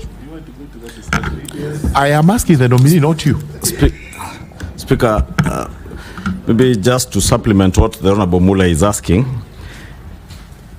the nominee could tell us, leveraging from your experience with the World Bank and other donor organizations, including the EU that you've worked with, how would you help to harness resources? Because what Honorable Mula is asking is critical. I know government, through the markets that are being developed, they have cold storage facilities for dealing with the perishable products like the tomatoes Honorable Mula is asking. But how would you leverage that to ensure that we even access more resources from the donor community in the local areas, not just at the local markets, to have cold storage facilities around the farms, so that when farmers harvest their tomatoes and the price is bad, they can store them there to await for the value addition that you spoke to, that will benefit many of our young people. But also, you mentioned something that you worked on livestock insurance. I don't know whether you said you did that working with the EU or with the World Bank. And the president has already considered to the country one of the problems that his former cabinet had was a failure in communication. I don't know what you will do as, if approved as a cabinet secretary, to ensure that there is proper communication to Kenyans on that livestock insurance that you worked on in your consultancy life, to increase the uptake of this livestock insurance, because the uptake is still very low. Many farmers still lose their livestock during the drought and floods, but they don't know that there is such a product. And what would you do to communicate better to ensure there is better uptake of that product around the country? Yes, Daktari, we're running out of time on you. Can you answer quickly those last interventions? Yes, thank you, Honorable Speaker. On perishability, I think the leader of majority has helped in that, saying that yes, there are programs which are run on markets. Definitely, we at the value chains, as we look at the value chains, definitely one of the interventions is to make sure that we minimize the post-harvest losses, because that is cuts across the board, tomatoes and perishables and even other crops. So minimizing post-harvest losses is a part of food security, because why do you spend a lot of time, money and time, and then you lose it along the chain? So we will look at the programs which can be able to help with with the issues to do with the perishables. Mira Mogoka, I know there is a problem, there is an issue between the producing counties and the consuming counties. And what can happen? Yes, this one is a big issue, and as the incoming, if I'm approved, is the issue is about dialogue. The two sides have to sit down and see how best to sort it out. And I'll be a good, if I come in as an CS, I will be an arbitrator. Yes. Yes, Dr. The other issue is about livestock insurance from the leader of majority and proper communication. Yes, if I am approved, I'll promote that insurance. I worked on this concept from the World Bank and the EU side. We need to promote it.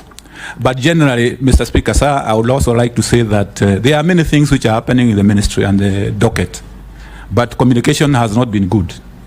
So if I am approved, one of the areas I'm determined and I'm prepared to do is to improve on communication, so that the members of the public knows what is going on. Thank you. Yes, Dr. Let me ask you just 2-3 questions. Number one, just a follow-up. The sugar industry in particular and many other crops, you said you have been in the research sector as well.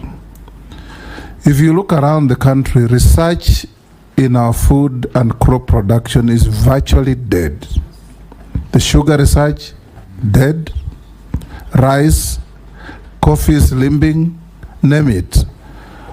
Tell Kenyans and give them hope how you are going to revive the component of research to improve crop production. Number two, maize farmers. Our maize farmers are very hardworking. They suffer when they produce less. They suffer even more when they produce more because of market. What are you going to do in terms of policy intervention to create a proper marketing system and program for maize and other cereal farmers in the country? Did I hear you say you participated in the creation of AFA? Yes, Mr. Speaker. Are you aware that now, out of the outcry for the failure of AFA to manage the agricultural sector, it is being dismantled? There's been a Tea Act now, born out of AFA. There's a sugar bill coming to the end, born out of AFA. There's a request on my table for a maize bill, moving away from AFA. There's a pyrethrum bill, moving out of AFA.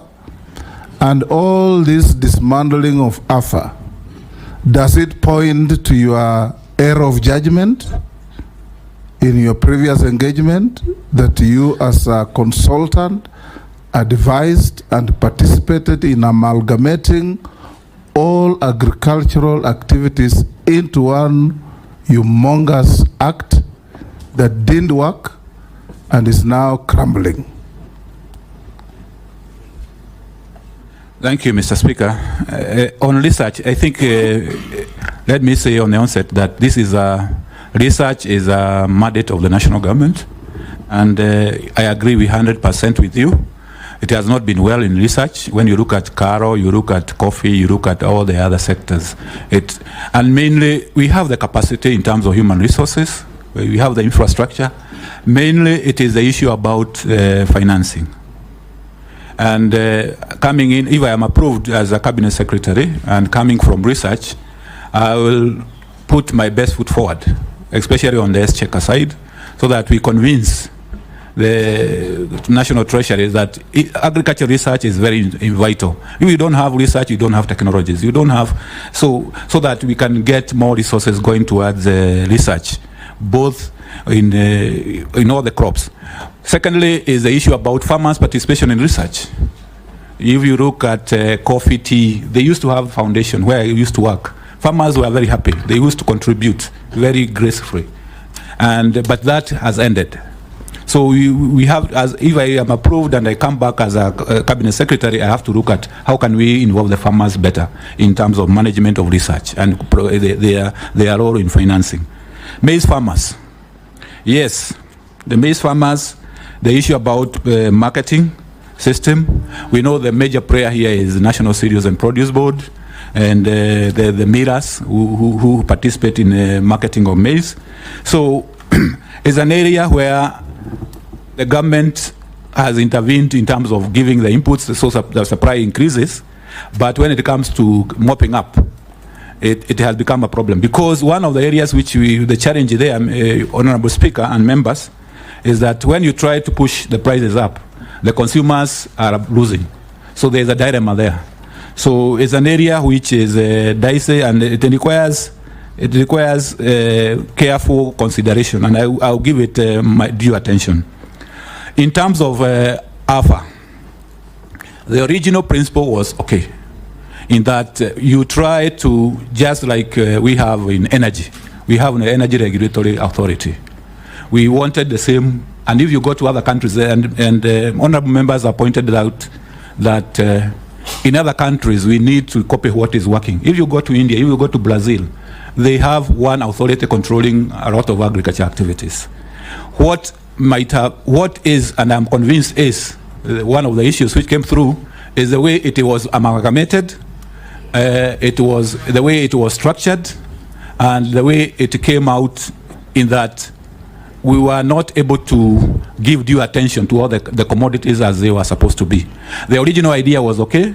It is the execution part which was challenging. And that is why you are finding everybody wanting to go back, because to their own original arrangements.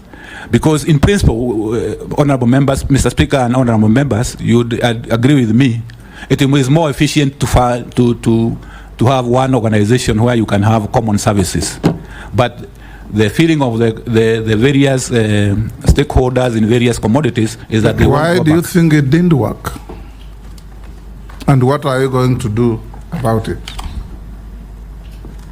Well, it didn't work because the issues coming from various commodities, for instance, coffee, tea, amalgamation of other like sugar. We brought different commodities, different subsectors at different levels and there was no effort made to make sure that they are entering at almost at par. So, be it as may, if I'm approved, is to look at what is going on, to see what the stakeholders are saying, because we have to go with the stakeholders. If they say today we want tea, you cannot force them on alpha. Thank you. Thank you. Yes, Jeanette. Speaker, this is what one of the public members is saying. Dr. Andrew Muya Karanja, Ministry of Agriculture, CS nominee, says that we will always have sugar deficit. Always. Isn't there a government policy that will we become self-sufficient across all sectors in agriculture? How can Eswatini, former Swaziland, which is smaller than Elgeyo Marakwet County, be one of the biggest sugar exporters in the world?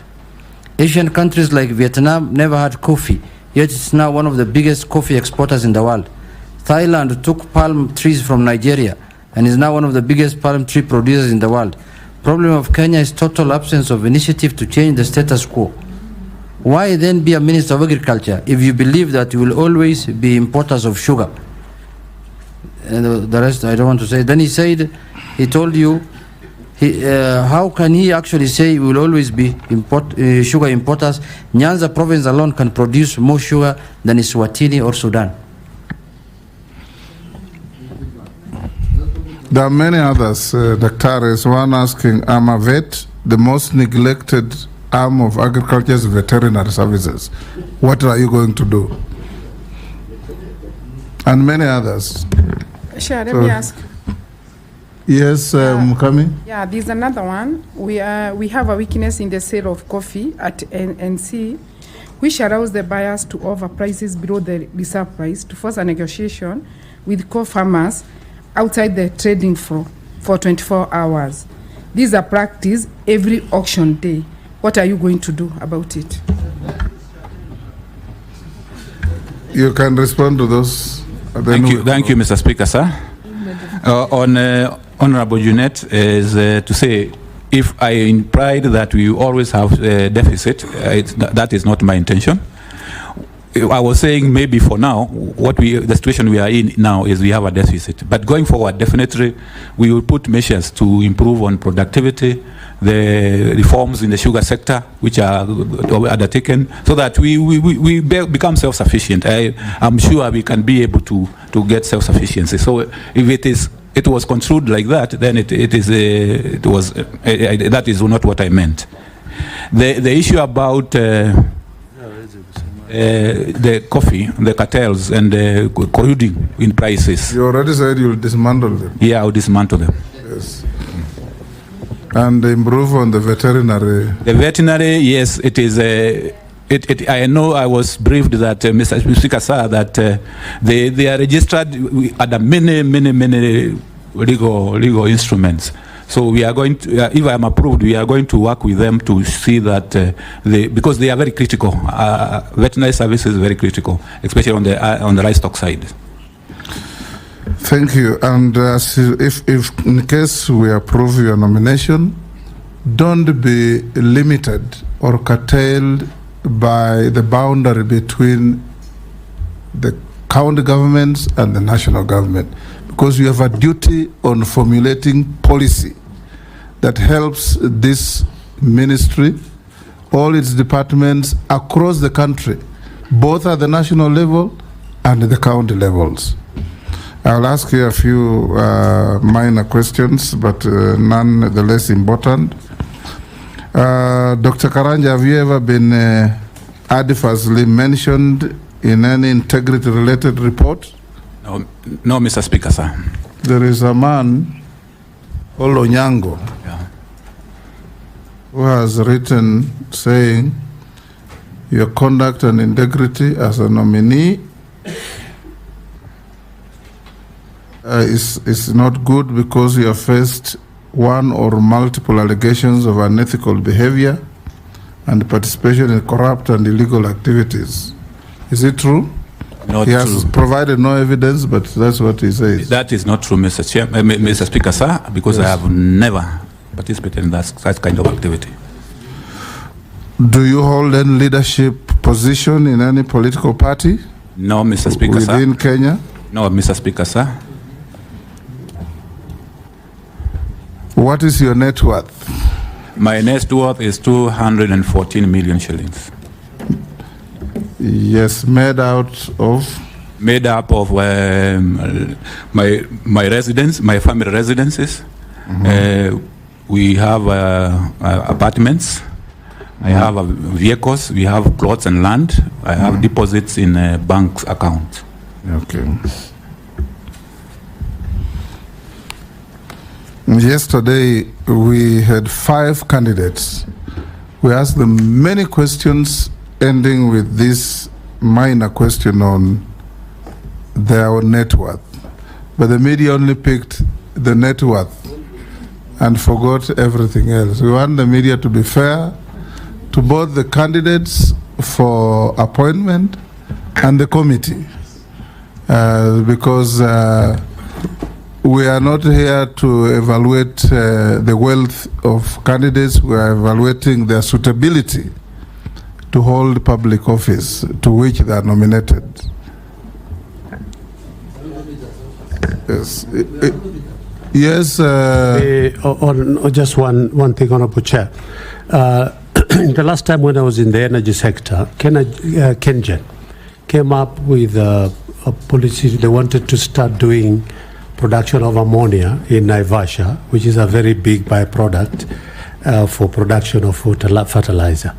Maybe Dr. Karanja can tell us whether, instead of, because the biggest chunk of our fertilizer is imported, and if we could be able to produce ammonia, which is a very, very big component in fertilizer production, then maybe that can go towards addressing most of the fertilizer issues. Thank you, Chair. That's good information for you, Dr. Karanja. You can go with it, and we'll now release you. Go with your original documents after having been checked with what we have in our possession and found to be correct. Have a good day. Thank you, Mr. Speaker, sir, and I would like to thank you and all the members for the good engagement. Thank you very much. Thank you. Agent, you can escort the nominee. Mr. Speaker, on that issue of declaration of wealth, you know, since our media colleagues are here before the other nominee comes in, I know it's the newspapers that largely reported on it, which is okay because it's part of the vetting process. But you know, if these honorable members also here declared their wealth, there are others who are worth much more than that, like my friend here, Junet. I know if he was to declare his wealth, having been a member of parliament and a businessman of many years. Mr. Speaker, that is being malicious, Mr. Speaker, and he has been sent to finish me. Yeah, I don't know by who. My only concern is that you asked the candidates many incisive questions, and the question of their worth was at the tail end of every interview. And even the candidates gave very clear explanations, like Soipan said, her growth is because of the appreciation of the assets that she had. And I believe it applied to everybody. But what we see in the headlines is totally different. In fact, the Honorable Soipan said appreciation of land and a house she has acquired in Nairobi. And I think it's important for the public to also know all these cabinet secretaries once appointed into office, just like members of parliament, access mortgage facilities to buy a property in Nairobi if you didn't have one. Soipan has also been a member of parliament for 3 terms. So it's fair because maybe next time it will be these members here will be here being vetted to appreciate that Honorable Mary Amase has been a member of parliament for 3 terms. Whatever she is worth, and she also has other consultancy she does and other businesses. What about me 6 terms? We will only question what you will own if you are to declare here. Mr. Speaker, on the same breath, even Honorable Soipan went ahead and declared even the loans. And if you look at her declaration, she has a loan of 49 million shillings, which is not yet paid and removed from the net worth. So we need to be sensitive on some of these. Speaker, yes. Chairman. Honorable Speaker, I just said I think it's also important for members of the media to understand that the fact that you own properties or your net worth is high is not a disqualification, or it does not make you unsuitable. And the fact that you declare your wealth is not for use now, but for use in future. If, let's say, your wealth that you declared at the time of entering office, if there is alleged corruption against you, that is used to assess whether you legally acquired the property while in office. So it's not for use now. Similarly, the wealth declaration form, the wealth declaration form and the self-declaration form that is deposited at the Ethics and Anti-Corruption Authority, I know that the EACC have spoken in the media the day before yesterday and said that they clear candidates.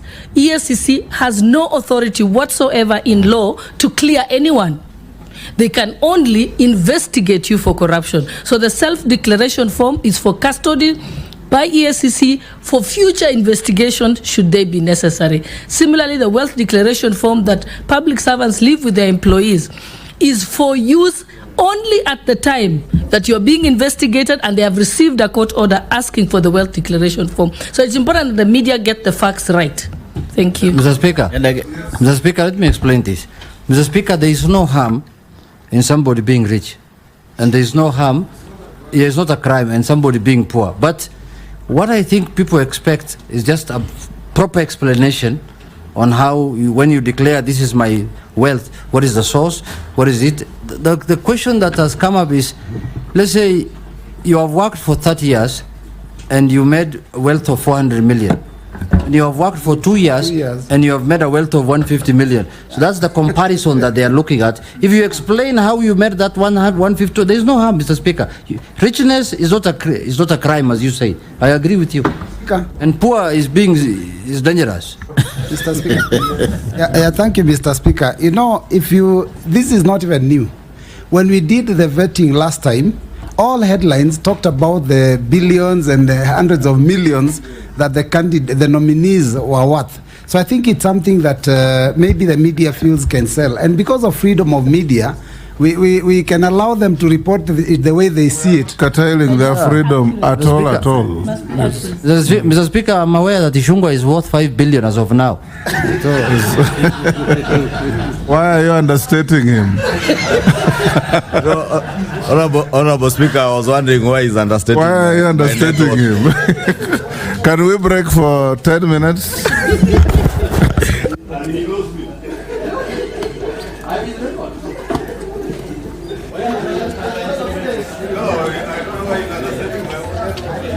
Thank